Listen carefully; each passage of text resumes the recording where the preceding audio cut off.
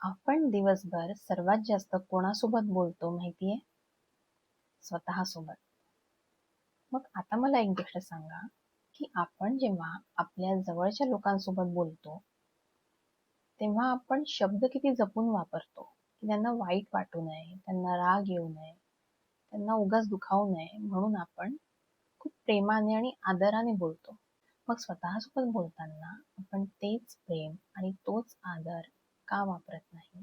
तेच चांगले शब्द आपण स्वतःसाठी का वापरत नाही?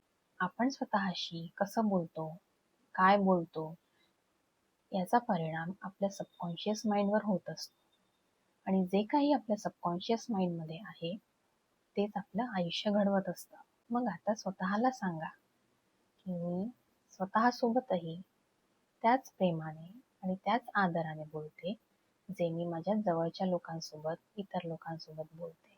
लक्षात ठेवा, जग तुमच्याशी कसं वागतं, काय बोलतं, यापेक्षा तुम्ही स्वतःशी कसं बोलता, याचा तुमच्या आयुष्यावर जास्त परिणाम होतो.